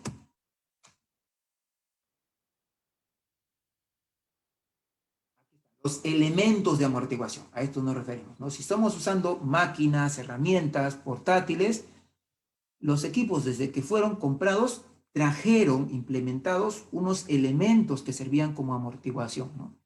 Esos equipos esos accesorios, que parecían simplemente accesorios bonitos, ¿no? No es que sean bonitos, sino que además tienen un fin, un objetivo: atenuar la vibración y atenuar el nivel de ruido. Hay una relación directa, ¿no?, en estos dos agentes físicos, tanto entre el ruido y vibración. Si tú haces una gestión efectiva contra la vibración, también estás aportando en disminuir ruido. Entonces, asegúrate de que se cuente con el stock de reemplazo, de repuestos, de accesorios, amortiguadores de vibración, manijas, guardas. Debe haber un stock importante de ellos, con características, ¿no?, que sean adecuadas para que cumpla el fin, ¿no? Resulta que no encontré la misma marca, pero acá hay otra manija. Bueno, la estructura ya no es la misma. Y esa podría ser una variable de repente en el precio, pero lamentablemente va a ser una variable también en la mayor exposición a vibración del personal.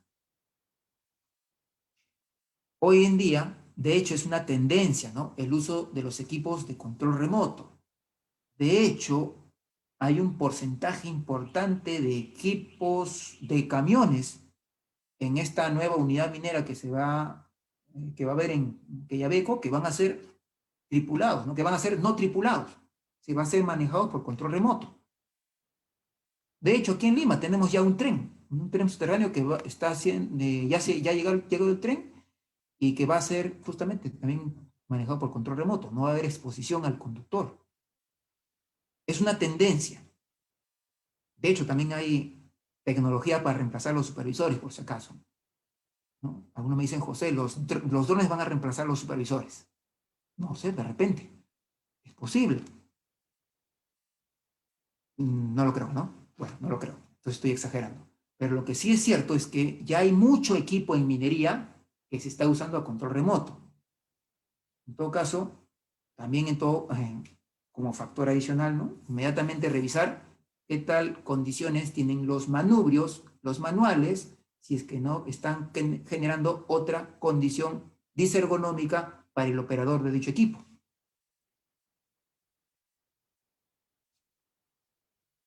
Acondicionar los puestos de trabajo intentando reducir la transmisión de vibración y evitando posturas inadecuadas. Bueno, lo que habíamos dicho hace un rato, ¿no?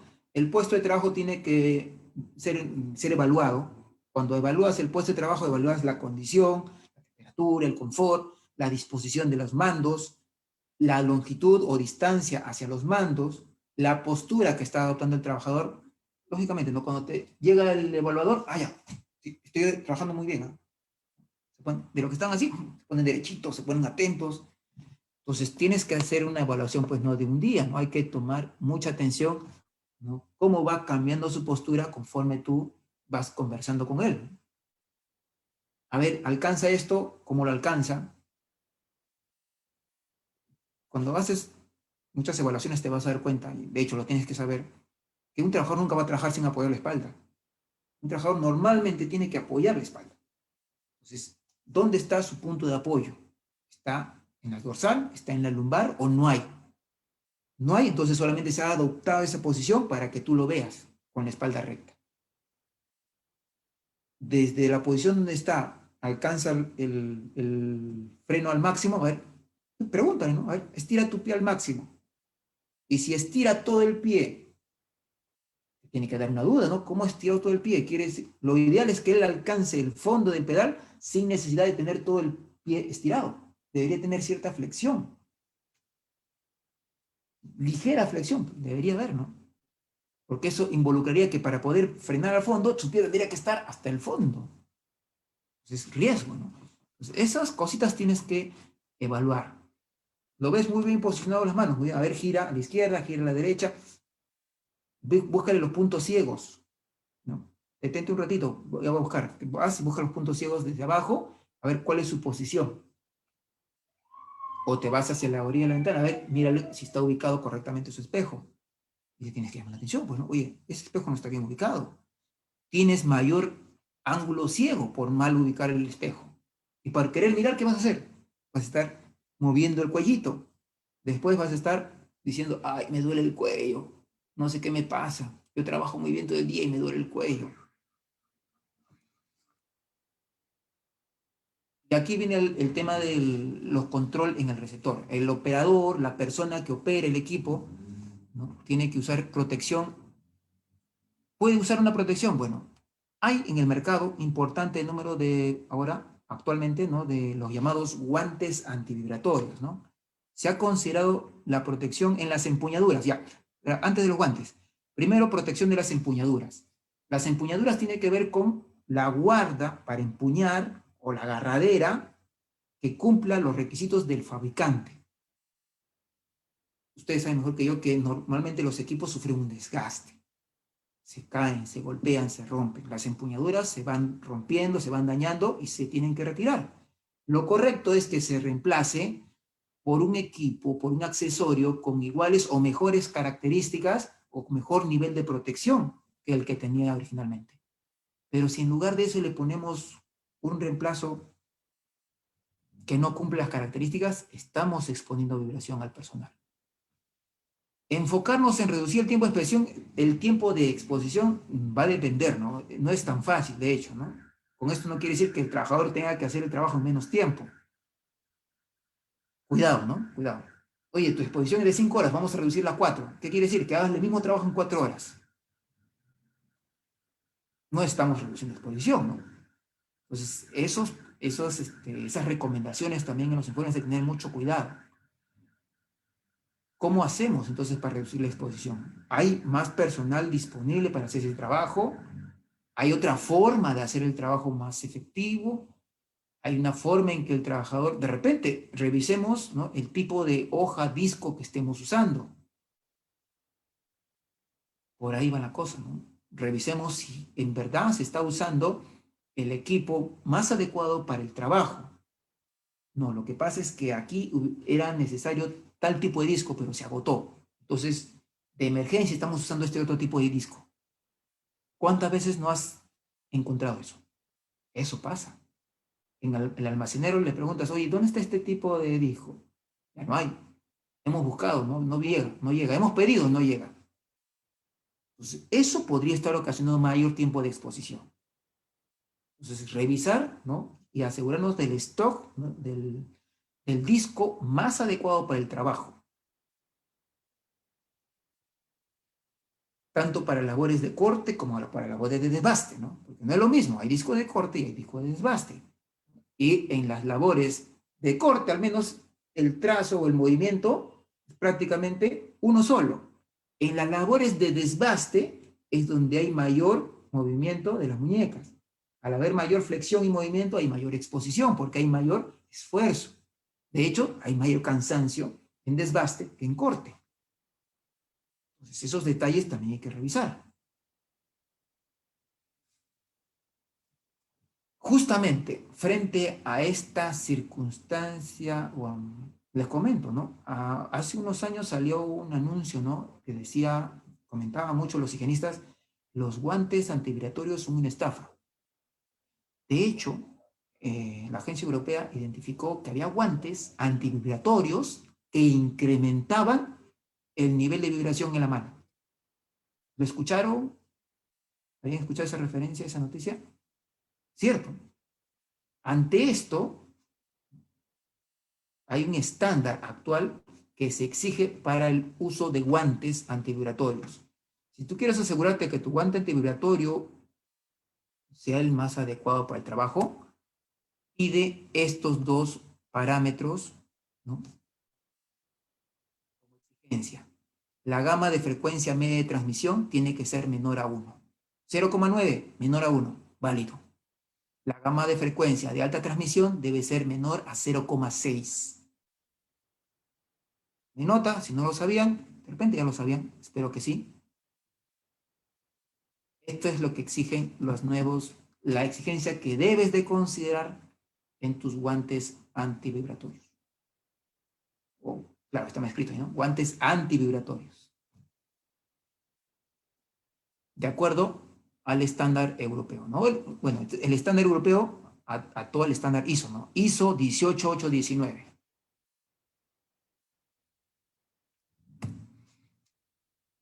Esto era en resumen lo que quería compartir con ustedes respecto a vibraciones.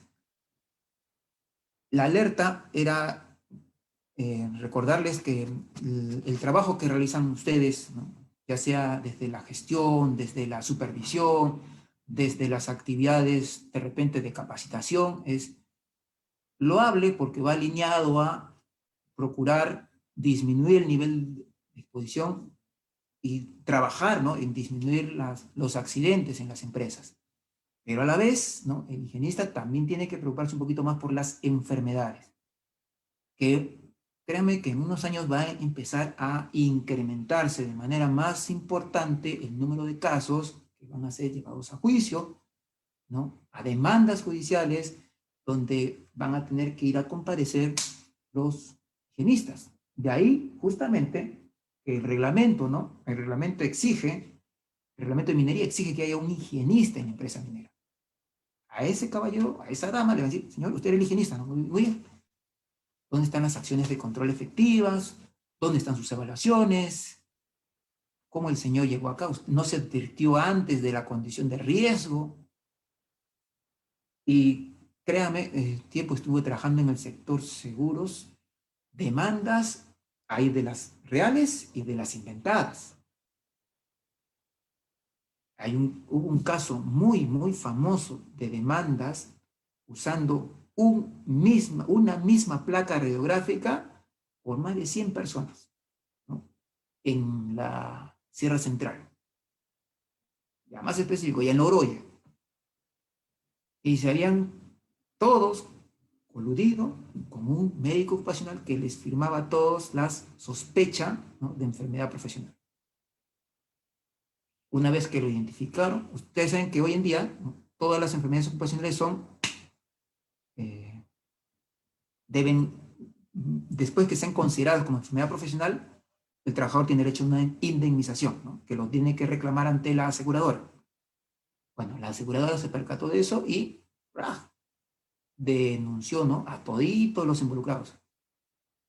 Algunos, inclusive, van con placas, no, en este caso fueron todos con una sola placa. En otros casos, falsean información, ¿no? O sea, consiguen una placa de quien sea, con tal que sea una placa falsa, y presentaban, esta es mi placa radiográfica, ¿no?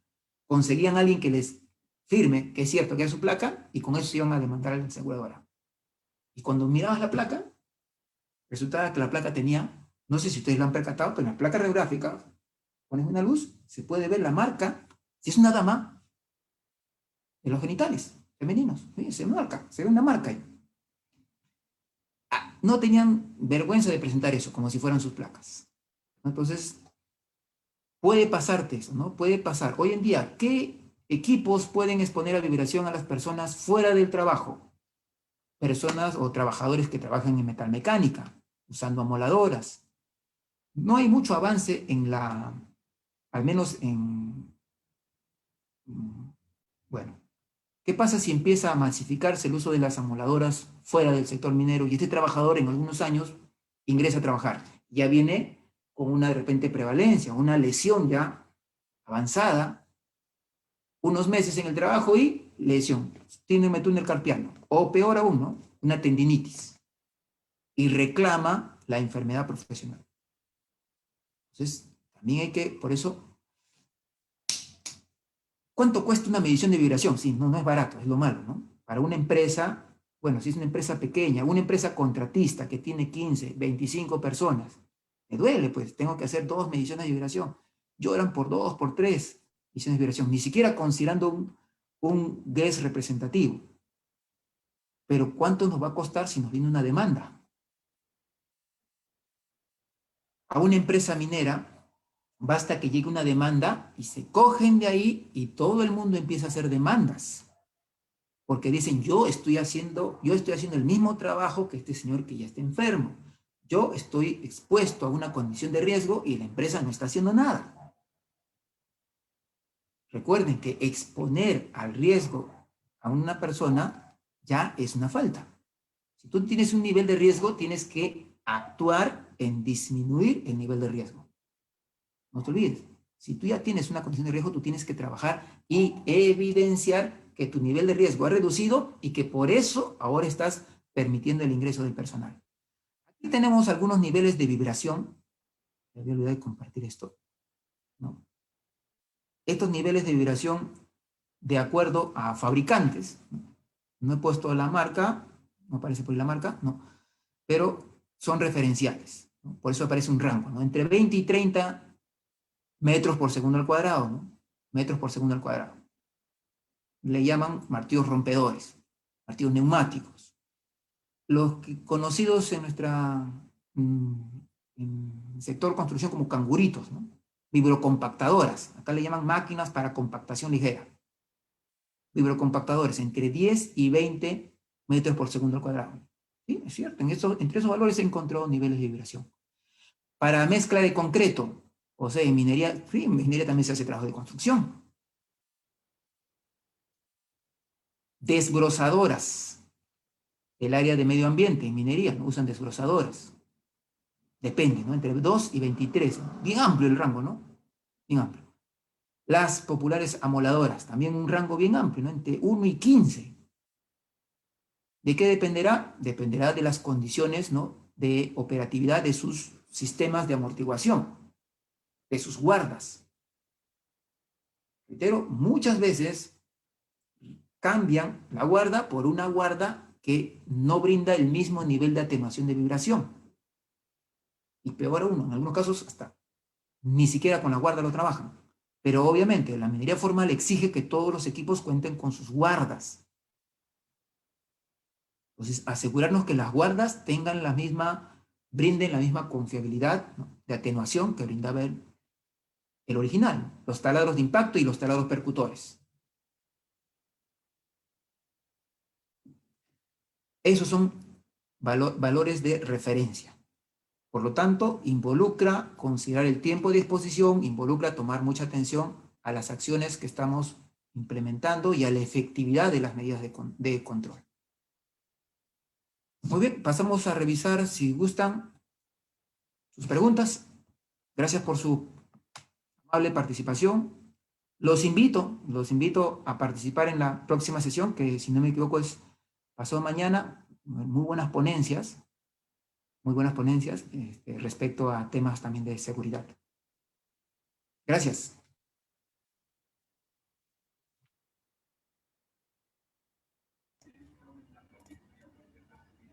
Muy interesante su ponencia sobre las mediciones en equipos de minería y cómo su exposición prolongada puede afectar a la salud de las personas y cómo la efectividad de las medidas que se implementan puede reducir su efecto. Bueno, acerca de las preguntas, hay 2 preguntas que se han realizado por parte de los participantes y del público. A ver, una de ellas es: ¿cuáles son los controles de ingeniería a implementar para mitigar el riesgo de exposición a vibraciones por encima de los niveles permisibles?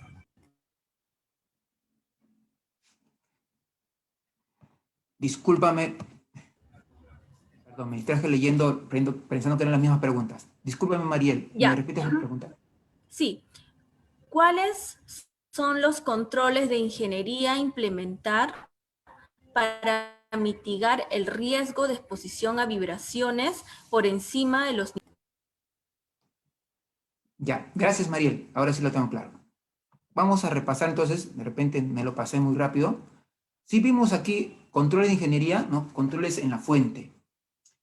El mantenimiento, ¿no? El mantenimiento tiene que ver directamente con los controles de ingeniería.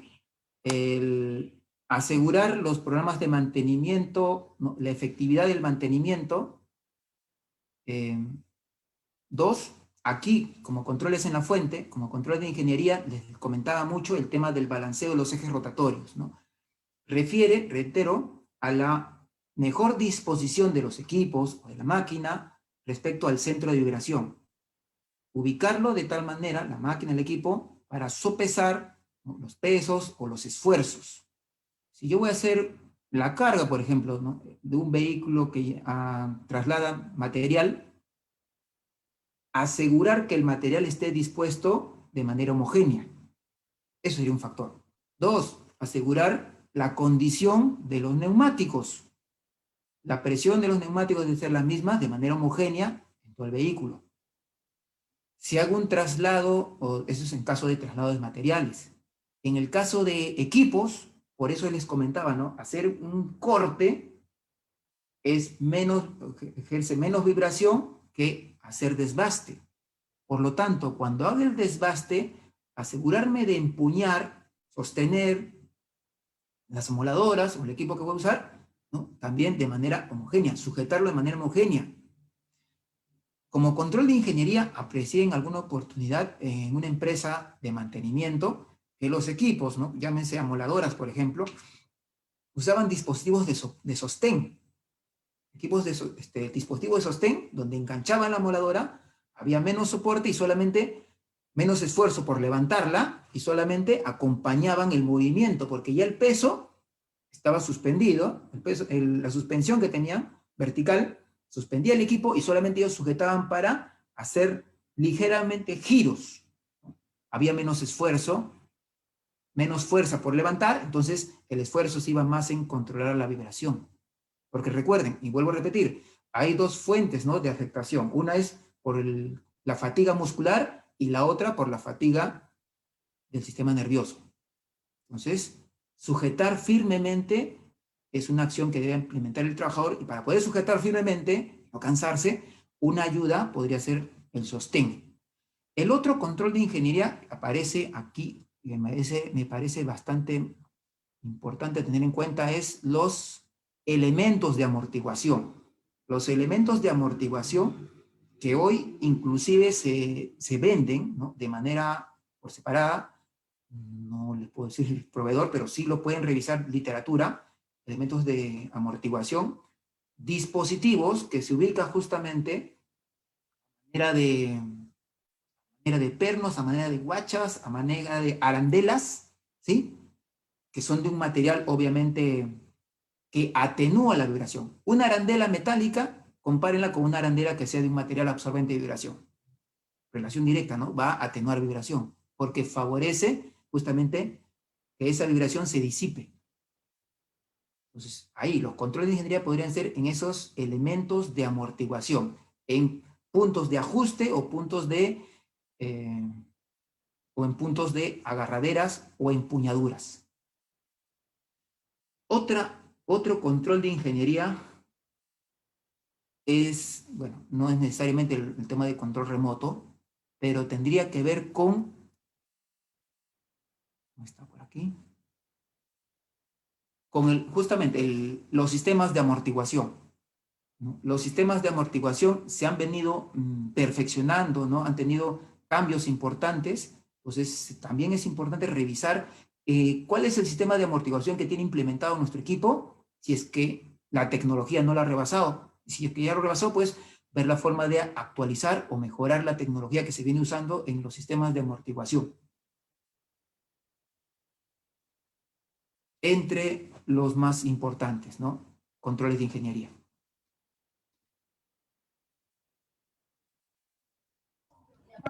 Listo. Ahora con respecto a las preguntas del chat, a ver, ¿cuáles pueden ser los riesgos más críticos causados por las vibraciones y qué sanciones legales existen en la normativa al respecto? Muchas gracias, María. Recuerden que cuando estamos hablando, ¿no?, estamos hablando de penalidades. Vuelvo a reiterar que hoy exponer a un trabajador a un riesgo es delito, ¿no? No es una falta, es un delito. Entonces, efectos de exposición a vibración directamente, no estoy tomando una acción efectiva frente a los controles, y también aprovecho en informar que hoy en día, de acuerdo a la legislación, nosotros tenemos que ser inclusive, tenemos que no solamente conformarnos con implementar el control, sino de evaluar la efectividad del control implementado. Entonces, hay una doble exigencia respecto a los controles. Efectos a la salud, principalmente los vasculares, en herramientas de poder, en herramientas neumáticas, en herramientas que sean empuñadas, motosierras, amoladoras, principalmente motosierras y amoladoras, además del equipo que les he comentado, ¿no?, el equipo que se usa como vibropisón o vibropisonador, que son niveles importantes de vibración. Puede haber dificultades, ¿no?, o problemas vasculares, y además, ¿no?, efectos musculares en la muñeca, ¿no?, ya sea tendinitis o túnel carpiano. Esas podrían ser las consecuencias más recurrentes, en todo caso, más conocidas. Y reitero, la baja temperatura de las unidades mineras o de la zona de trabajo va más bien a actuar en favor de la enfermedad. El fenómeno RINO se ve favorecido por las bajas temperaturas. Por las bajas temperaturas y por la humedad. Bueno, nuestra sierra, la ventaja es que no es muy húmeda, ¿no? Pero hay ciertos frentes de trabajo que son muy húmedos. Ya les comenté, ¿no?, el uso del jackleg. Normalmente la zona de trabajo es muy húmeda por la inyección de agua para la perforación.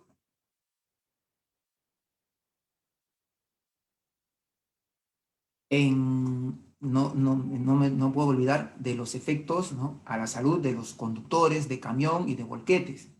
Las lumbalgias es una alerta que se tiene que actuar, que involucra acción, no solamente actuación en la salud del trabajador, de mandarle a un centro de salud, porque en el centro de salud le van a recomendar un corticoide, eso le calma el dolor, le da 1 o 2 días de descanso médico, después va a regresar a trabajar.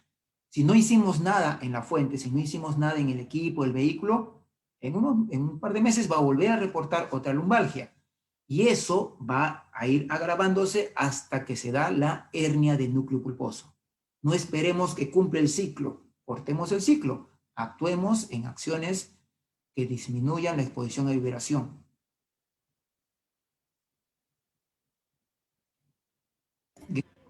Listo. Tenemos 2 últimas preguntas más. De otro lado, ¿usted qué frecuencia de monitoreo recomendaría para la medición de vibraciones, ya que en la normativa peruana no se habla si este tipo de mediciones se hace 1 vez al año o 2 veces?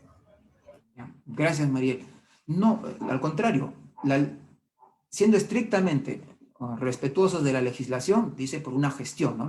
El Plan Anual de Seguridad y Salud Ocupacional es el plan anual, ¿no? El Plan de Seguridad y Salud Ocupacional es anual.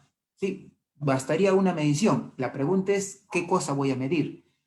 Reitero, como habíamos hablado, nosotros tenemos que primero establecer las fuentes que generan vibración, ya sean equipos, ya sean vehículos o sean máquinas y herramientas, porque es diferente la exposición de vibración de cuerpo entero y la exposición de vibración mano-brazo. Entonces, por separado. Una vez que tengo mis vehículos, tengo que establecer un grupo de exposición similar. Mi grupo de exposición similar involucra diferenciar, ¿no? ¿Qué vehículos voy a evaluar? ¿Todos son volquetes? Muy bien, los volquetes es un grupo de exposición similar. Todos esos volquetes tienen una misma ruta. La ventaja que en minería normalmente la ruta es la misma. Normalmente, ¿no? A menos desde la zona de operaciones hasta Chancadora, mayormente es la misma. Pero el tema viene por el otro lado, ¿no? Los otros equipos. Empresa de relaves. Hay muchos equipos, ¿no? Que se encuentran en empresas de relaves. Y empresas de relaves, ¿qué tipo de equipos? Güey, tengo diferentes, ¿no? Tengo bulldozer, tengo rodillos, tengo retroexcavadoras. Entonces, a ver mayor número, me involucra mayores GES. Empieza revisando los que tengan el mayor número, ¿no? Lo que sea más significativo. No sé de cuánto presupuesto estemos hablando, pero empieza siempre con lo más significativo. Lo que exige la legislación es tomar evaluaciones representativas, ¿no? Tomar evaluaciones representativas. Entonces, considera, ¿no? Reitero, los equipos, los vehículos por separado. Una vez que tengas separado, considera las rutas o la zona de trabajo. Y en el tema de máquinas y herramientas, de igual manera, ¿no? ¿Cuántas máquinas, cuántas herramientas tienes en stock?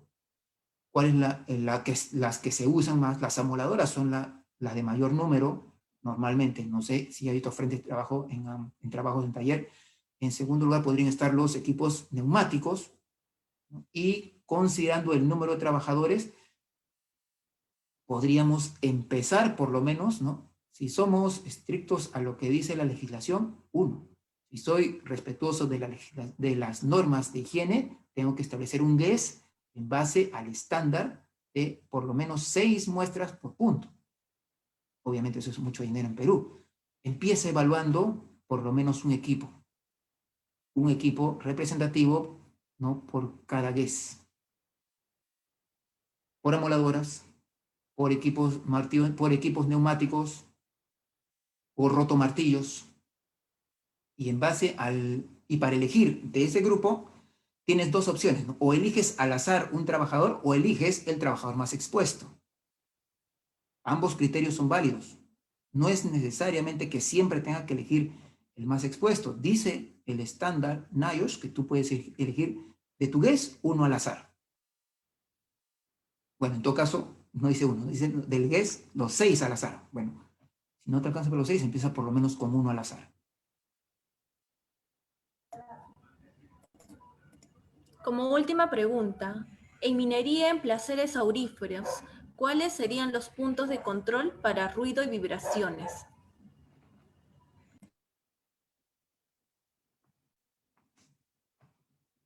Auríferas, unidades mineras auríferas. Si estamos hablando de las unidades, habría una diferencia, ¿no? Tajo abierto y si es subterránea. Si es subterránea, tienes, como comentaba, ¿no? Tienes los equipos para el trabajo en minería mecanizada, tienes los jumbos, tienes los dampers, tienes los volquetes, si estamos hablando de equipos, ¿no? Estamos hablando de trabajo abierto, como grandes vehículos, nuevamente, ¿no? Los volquetes, los camiones mineros, las excavadoras. Tienes después el área de las otras áreas donde están trabajando los otros equipos de línea amarilla, nuevamente retroexcavadoras, rodillos, bulldozer. Eso por el lado de equipos. Ni qué decir, siempre van a haber vehículos. De hecho, los vehículos tienen un menor nivel de exposición, pero deberías de considerar, no necesariamente a las camionetas, pero sí por lo menos a los vehículos, aunque las camionetas es el mayor número, ¿no? Buses, porque los omnibuses están considerados como vehículo pesado. Las camionetas son vehículos livianos. Y los vehículos pesados sí tienen relación directa con un mayor nivel de vibración. Omnibuses, pero principalmente, reitero, camiones mineros, volquetes, luego de ello, tus equipos en interior mina, si es que fuese el trabajo en interior mina, tus jumbos, tus damper, principalmente. Y dentro de los equipos manuales o portátiles, si es que fuera el caso de minería convencional, estamos hablando de los Jackler. De repente son las perforadoras portátiles, no son portátiles, pesan 32 kilos, pero son esos los equipos de perforación que más se usan. Todo el día se está usando, se descansa por minutos y se vuelve a usar. Se usan entonces en diferentes frentes. Entonces tienes todo un equipo de un grupo importante de Jackler. Tienes que estar considerado tus Jacklers.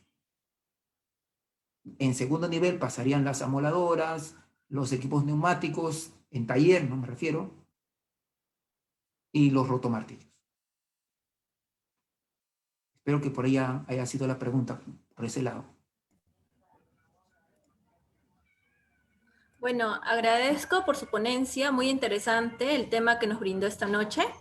Finalizando la presente conferencia, le doy el uso de palabra al ingeniero Marco Antonio Ramírez Chávez, presidente del capítulo de Ingeniería Sanitaria y Ambiental, para que nos brinde unas palabras de cierre. Adelante, ingeniero. Ok, muchas gracias, Mariel. No sé si me escucha, solamente confírmame, por favor. Sí se le escucha, ingeniero. Ya, excelente. Bueno, yo estoy muy agradecido, ¿no? Con José Tualino por la brillante presentación de hoy, ¿no? De verdad, valoro mucho su disponibilidad y su profesionalismo que hoy nos ha dejado con esta brillante conferencia sobre medición de vibración en equipos de minería, ¿no? Sin duda, yo creo que todos lo que estamos presentes en esta sesión lo hemos valorado bastante, ¿no? Porque son temas muy necesarios hoy en día, ¿no? Que tenemos que ir aplicándolos de la mejor manera, ¿no? El día de mañana nosotros tenemos un ciclo de conferencias bastante amplio. Vamos a comenzar a las 5 de la tarde, 5 de la tarde.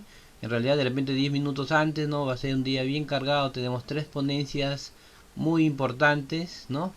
Una de ellas es con la doctora Elena Herrero, ¿no? Que desde España nos va a hacer una ponencia sobre exposición laboral al amianto y manganeso, ¿no? Eso va a ser a las 5 de la tarde, ¿no? Creo que en España deben ser cerca de medianoche, ¿no? Después Luigi Prado también nos va a brindar una conferencia sobre desafíos de las capacitaciones virtuales en seguridad y salud en el trabajo.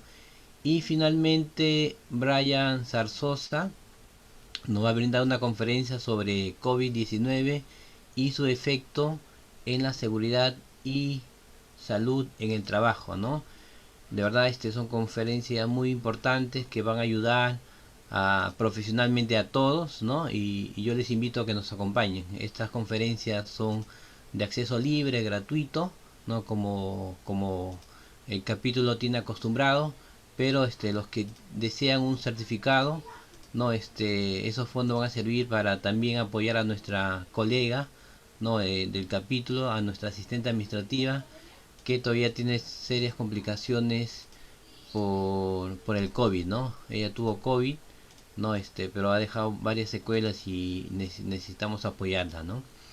Yo agradezco nuevamente a José Tualino por su presentación, pero también a todo el equipo que nos está acompañando, ¿no? de interacción ambiental, ¿no? A Yasmín, ¿no? A Mariel, a Gina, Alison, Melanie, Francesca, Jorge y a todos los que están detrás, que de verdad estamos constituyendo un grupo muy importante para brindar esta clase de conferencias a todos los colegiados, ¿no?